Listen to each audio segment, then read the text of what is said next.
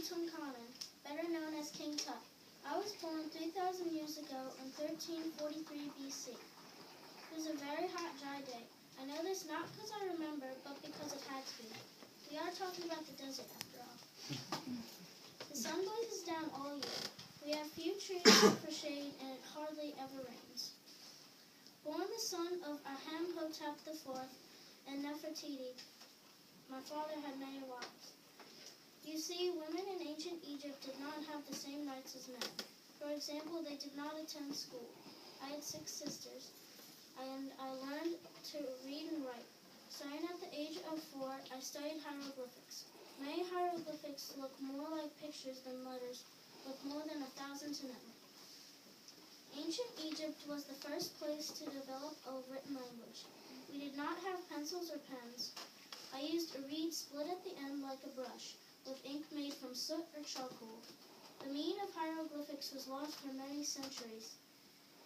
In 1822, a Frenchman by the name of Jean-Francisco Champollion finally figured out how to translate hieroglyphics after studying them for over 14 years.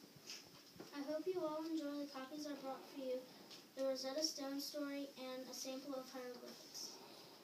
I would like to challenge you all to write your name in hieroglyphics. Here's my name. As King Tut of ancient Egypt, how my name would appear. The Nile River, the longest river in the world, was the heart of ancient Egypt. Some of my favorite times were spent fishing and duck hunting at the river. The river at that time was a very busy place with boats traveling from city to city, trading their goods. Nearby farmers raised goats, pigs, and sheep. Peasants grew wheat and vegetables, planted fruit trees, and grapes. We at the kingdom ate better than the peasants, but there was never a shortage of food. While cruising the Nile, I noticed a lot. Peasants did their own laundry on their riverbanks. There were groups of people who would make pipers, commonly known to you as paper. Traveling riverway was much nicer than land travel and the blazing sun. When the river flooded, as it would yearly, farmers could not work, so the river also provided vacation time for everyone. For hundreds and hundreds of years, people of Egypt prayed to many gods and goddesses. In all, there are about 1,000 different gods. Different gods consisted of, for example, a god of the moon, a god of the sun, and a goddess who protected children. Her name is Isis. Great temples are built in their honor. Common people, however, were not allowed inside. The most important god of all was Aten-Ra, god of the sun. During my father's reign as ruler, he made several changes. He decided to do away with all the gods and goddesses. From then on, there was to be one god of the sun for all of Egypt. The god's name was Aten-Ra. A new capital was built. It was called Amarna. The royal family moved from the city of Thebes to Amarna. This is where I spent my childhood when my father died. Along with him went 16 years of changes, confusing times in the kingdom. Capital city was moved back to Thebes. The old customs were brought back. Even if I had already been a grown man, it was a difficult time to be a pharaoh. My advisors took care of important things. I made appearances. By the time I was your age, I was already married. My wife, Anne Kasaman, and I had 2 daughters, unfortunately to die at birth.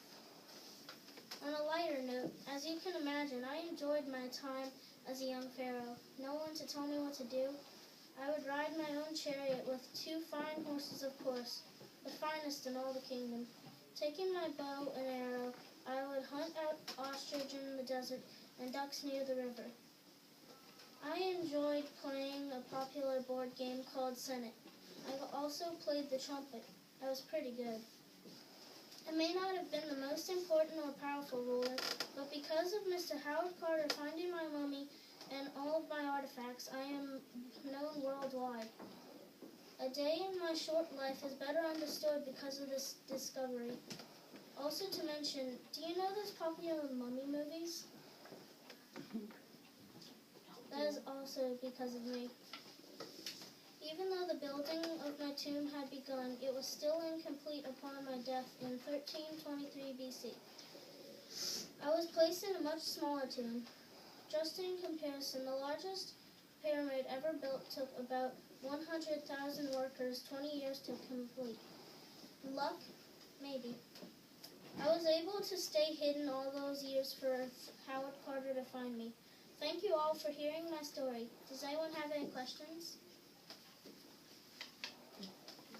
What does your hair look like underneath that hat? They didn't have hair. They had their head You? shaved with one pigtail left. Oh. It's interesting. Very good.